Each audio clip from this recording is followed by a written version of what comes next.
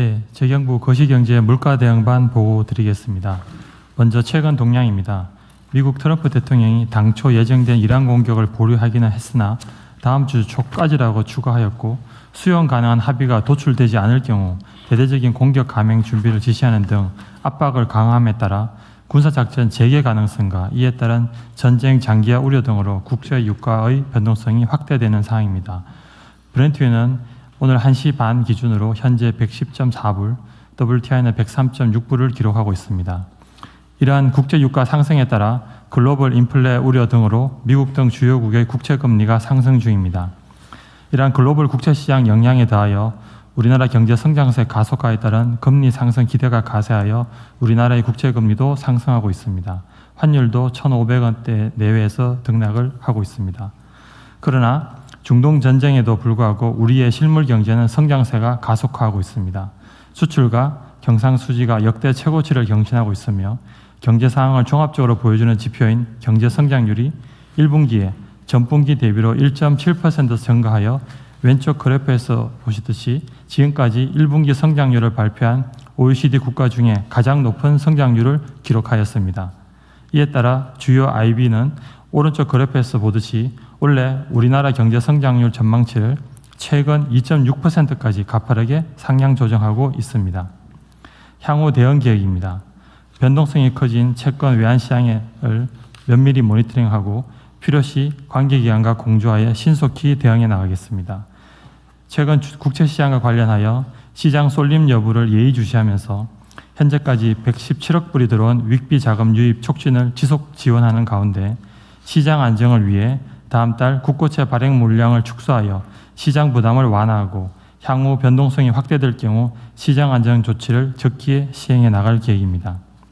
외환시장과 관련하여 출시 후 현재까지 23만 개 계좌가 개설된 국내 시장 복귀 계좌의 활성화 등 수급 안정 노력도 지속하겠습니다.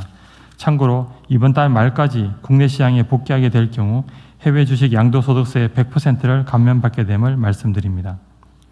민생 부담 최소화를 위해 물가 측면에서는 2차 고유가 피해 지원금을 이번 주부터 지급하고 있으며 민생 물가 안정을 위해 돼지고기, 닭고기에 대해 할당과세를 적용할 계획입니다. 공급망 안정에도 대응하겠습니다. 지난주 보고드린 사항을 제외하고 보고드리겠습니다. 세 번째 항목, 차량용 요소 관련입니다. 비축된 차량용 요소의 보관기간 등을 감안하여 일부를 시장에 공급하겠습니다. 지금부터 6월 초까지 약 2.6개월분이 추가 도입될 계획임에 따라 유사시 대비에는 문제가 없습니다. 마지막으로 고용 대응입니다. 추경에 반영된 청년 뉴딜 사업을 공모 절차 등을 거쳐 5월부터 본격적으로 추진하여 취업성 청년 등의 고용 상황 개선에 힘쓰겠습니다. 이상 보고를 마치겠습니다. 네, 산업부 에너지수급반 보고 드리겠습니다. 전쟁 발발 82일째인 오늘도 미국과 이란 간의 종전 협상이 교착 상태가 지속됨에 따라 정부는 나프타 석유 등 에너지 분야의 위기 대응 체계를 지속적으로 가동 중입니다. 먼저 대응 상황입니다.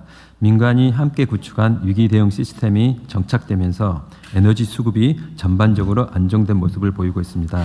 특히 전략경제협력 특사단 확보 물량이 순차적으로 도입되는 가운데 비축유 수합, 물류비 차액 지원이 현장에서 효과적으로 작동하면서 원유는 예년 대비 약 85% 수준을 확보하였습니다. 아울러 석유화학 분야도 나프타 NCC 가동률 상향을 통한 공급 확대, 필수 분야 원료 우선 공급 등을 통해 4월 하순부터는 수급도 점차적으로 안정세를 찾고 있습니다. 한편 최고 가격제가 석유 제품 가격 안정세를 견인하면서 물가와 서민생활 안정에 기여하는 민생 방파제 역할을 톡톡히 수행하고 있습니다. 다음 향후 계획입니다. 중동 전쟁의 불확실성이 지속되고 있어 최악의 상황까지 염두에 두고 대응한다는 자세를 유지하면서 대응하고 있습니다. 원유 나프타의 도입을 안정적으로 지속 확대하고 저희들이 도입한 비축유 수합 제도 등의 조치를 현재의 재정적, 제조적 지원을 지속하겠습니다. 한편 최고 가격제 시행으로 정유사들이 입은 손실에 대해서는 공정하고 객관적인 검증을 통해 정산될 수 있도록 하겠습니다. 5월 중에 손실 보전 기준을 마련하고 전문가가 참여하는 최고액 정산위원회를 구성하여 운영합니다. 한편 지난주 보고드린 바와 같이 이번 6일을 통해 원유, 나프타 등 주요 자원이 산업 공급망 핵심 원료라는 점을 감안하여 자원안보 확립 차원에서 석유가스 다변화 방안을 마련 중입니다. 유종의 다변화와 함께 정유사들의 비중동산 원유도 원활히 처리할 수 있는 정유 설비 개선에 대한 기술 개발도 지원합니다. 아울러 비축 시설을 증설하고 산유국과의 공동 비축 협력도 지속적으로 확대하겠습니다. 이상 보고를 마치겠습니다. 7월까지 85% 확보하고 있다고 하는데 그럼 그 이후는 어떻게 됩니까? 저희들이 한 3개월 단위로 기준을 하고 있고요. 저희들이 8월 이후에는 상황이 굉장히 좀 불투명한 상황입니다. 저희들이 그래서 거기에 맞춰서 매월 한 돌씩 이렇게 파악을 네. 하고 있는 상황입니다. 최악을 대비해서 거기도 플랜을 네. 가지고는 있어야 되겠죠. 네, 그렇습니다. 네. 그다음에 지금 원유 가스 다변화와 관련해서 네. 지금 이제 소위 우리나라는 중진류 중심으로 설비가 돼 있다는 거고 지금 주로 이제 중동 지역이 중진류고 그 외 지역은 경진류들이 많다 그런 것 같아 보니까. 예, 맞습니다. 근데 이게 경진류는 공급이 쉽긴 한데 지금 설비가 안 맞으니 예. 이거를 설비 전환을 지원하겠다는데 이게 지금 얼마나 걸립니까? 이게 지금 생각보다 좀 시간이 좀 걸리겠죠. 걸릴 것 같습니다. 많이 걸릴 것 같은데. 예, 그래서 저희들이 일단 R&D를 먼저 해야 되고요. 이게 R&D부터 해야 돼요. 그럼 몇 년 걸리는 거 아니에요, 그러면? 예, 상당히 오래 걸릴 것 같습니다. 시기적으로는. 하여튼 그런데 전 세계적으로 중동 말고 중진류를 구할 수 있는 곳이 그건 나름 있지 않겠어요? 근데 아쉽게도 많지가 많지 않습니까? 있가라고 좀 네. 있어서. 근데 일단 이게 우리가 이제 원유, 가스는 그렇다 치고, 지금 원유가 지금 문제 같은데, 네. 주로는. 원유를 우리가 이제 정제를 해서 해외로 수출을 좀 많이 하잖아요. 네. 근데 수출 물량을 줄이면 국내 물량은 좀 확보는 가능한데, 문제는 국제 유가가 계속 오르게 되는 문제가 있는 거고, 이걸 줄이게 되면, 이것도 우리가 비중이 꽤 있으니까. 예. 그러면 어쨌든 정유사들은 국제 시세에 맞추고 싶을 거고 네. 국내 공급에 근데 그건 계속 다툼이 발생하겠죠.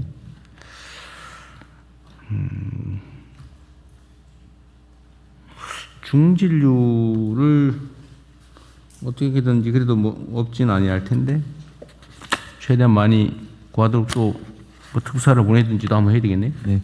그래서 저희들이 일단은 기존 설비를 경질류를 좀 더 섞어서 쓰는 방안 하나 강구하는 것 하나 하고요.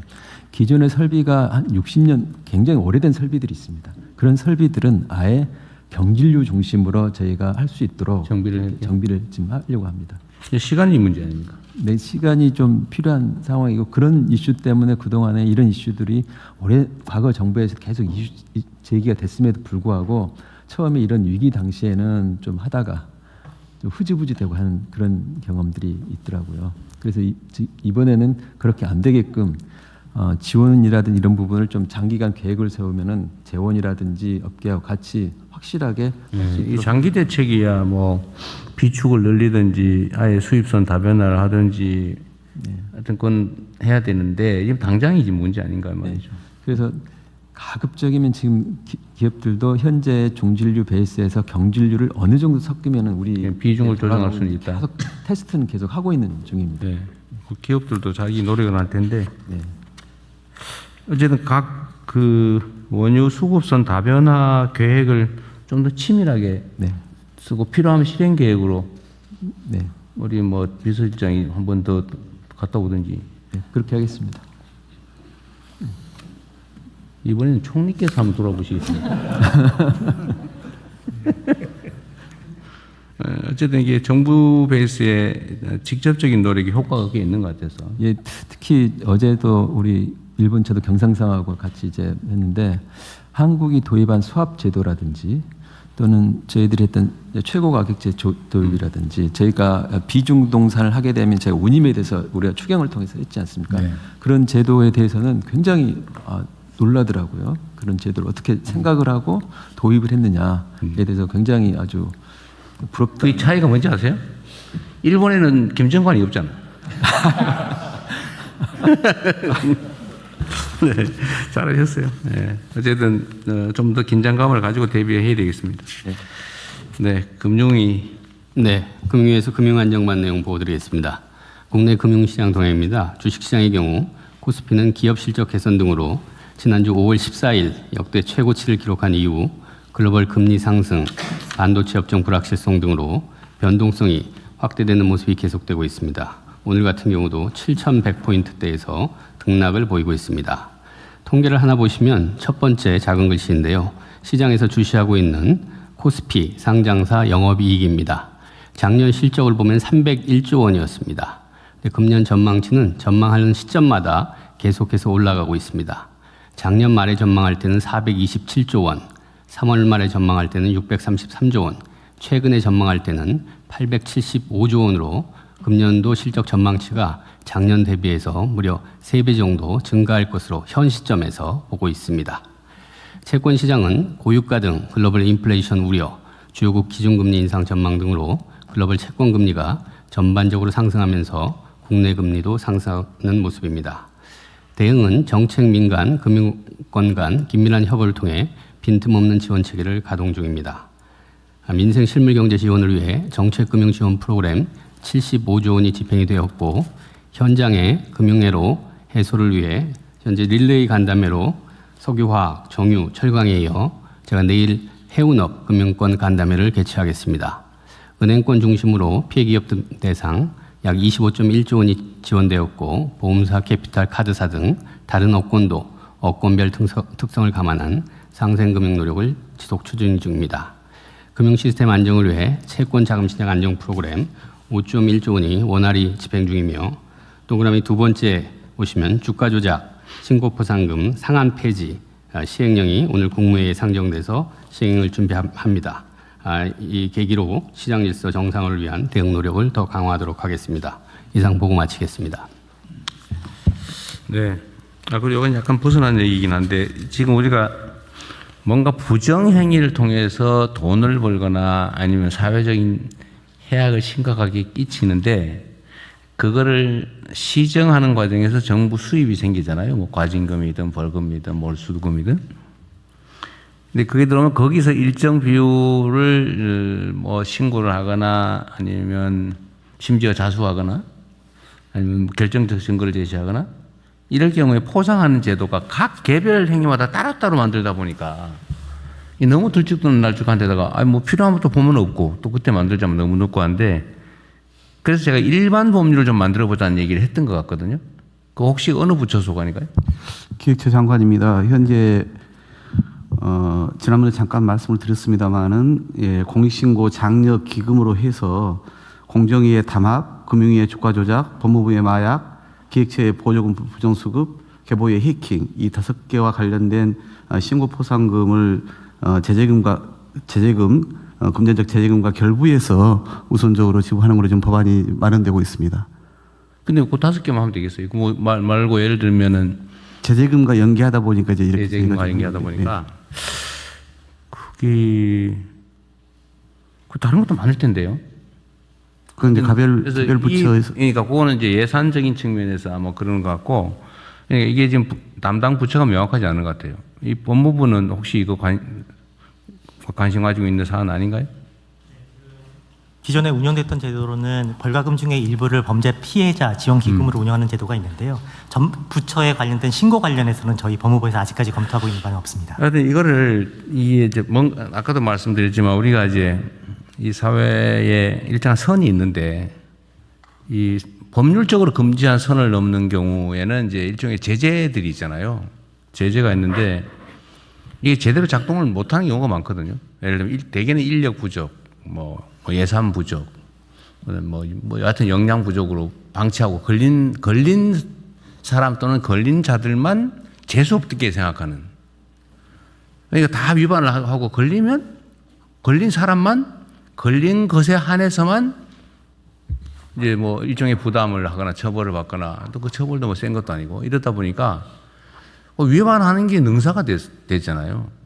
근데 위반하는 게 능사가 되니까 다 또 로비하고 이게 부정부패의 원인이 되기도 하고 그래서 이게 저는 우리 사회에 합의된 선을 넘는 경우에 이제 제재를 하는 거를 꼭 공직자들만 해야 되냐. 그 민간이 열심히 신고를 하든지 자수를 하든지 증거를 제시하든지 하다못해 뭐 신고해서 포상금 받기 위해서 회사를 만들든지 뭐 상관, 난 그 나쁘지 않다고 생각되거든요. 그래서 우리가 합의한 질서를 지켜야 이 사회가 정상화되는데 이게 뭐 뒤지기만 하면 그냥 여기저기 막 온갖 문제들이 터지고 그것도 막 수년, 수십 년간 방치되고 그것도 뭐 얘기 들어보면 뭐 인력이 없어서 뭐 예산이 없어서 정신이 없어서 뭐 이렇게 넘어가지 않습니까? 이게 사회가 불신 사회가 돼요. 뭐 다 위반하는데 뭐 내가 뭐 잘 지키면 나만 손해지 뭐. 근데 이걸 근본적으로 해결하려면 그 인력을 다 늘려가지고 할 수는 없고. 그래서 결국 이제 민간 신고나 이런 거 장려해서 뭐 실제로는 발견하기도 쉽잖아요. 공무원들이야 뭐 저 높은 자리에 앉아서 잘 보이겠어요. 그런데 현장에 있는 사람들은 다 알죠. 예를 들면 큰 조직에 뭐 담합을 하든지 뭐 나쁜 짓 하면 신고하면 포상금을 뭐 상당액을 주어서 평생 팔지 않고 고칠 만큼 받을 수 있다. 뭐 해외에서는 많이 하잖아요. 그러면 아예 억제 효과, 일반 예방 효과도 크고. 그래서 이거를 문제될 때마다 그 사안에 대해서만 얘기할 게 아니고 그냥 일반 법률을 하나 만들고 개별적인 법률은 또 필요하면 특별법 형식으로 작동하면 되니까 일반 규정을 하나 만들어 놓는 게 어떨까. 하여튼 뭔가 불법 또는 범죄, 범법 뭐 이런 걸 신고를 해서 그 때문에 정부가 세입이 생기면 그 중에서 뭐 30%까지 뭐 심사를 통해서 지급할 수 있다. 뭐 아예 그렇게 해놓으면 아무거나 다 심사를 통해 할 수 있게 이런 거 한번 해보면 어떨까? 저번에 생각만 하고 말은 안 했는지 모르겠는데 제가 얘기했던 것 같은데. 네, 대통령 국민권익위원장님. 아, 네. 현재로서는 그 일반법에 해당하는 것이 공익신고자 보호법에 해당할 것 같아 보입니다. 네, 네, 비슷하겠네요. 예, 공정위원회라든지 뭐 이런 그 어느 부처에서 보상금을 지급했는데 그럼에도 불구하고 저희 공익신고자 보호법에 따라서 추가로 보상금을 지급할 수 있는 그런 여지가 있습니다. 그러니까 그래요? 그러면 이렇게 하시죠. 공정거래위원회에서 지급한 액수보다 저희 국민권익위원회에서 지급한 액수가 더 많아집니다. 그래서 네. 신청이 들어오면 저희가 이제 지급을 하게 되는데 아직 그런 연구를 좀 해가지고요. 그 혼자 하시라는 뜻은 전혀 아니고 필요하면 용역을 주든지 뭘 해가지고 그럼 국민권익위가 주관을 해가지고 예. 포괄적 의무를 하나 만드는 거죠. 응? 예를 들어 제도를 하나 설계를 해보십시오. 예. 예. 국민권익위가 하는 걸로 하고 국무조정실은 국민권익위가 잘하는지 좀 챙겨가지고 예. 가능하면 좀 속도를 내주세요. 예, 정리해서 보고 드리도록 하겠습니다. 일반적인 규정을 하나 만들어서 예. 처리를 했으면 싶습니다. 네, 그다음에 복지부 복지부 민생복지관 보고 드리겠습니다.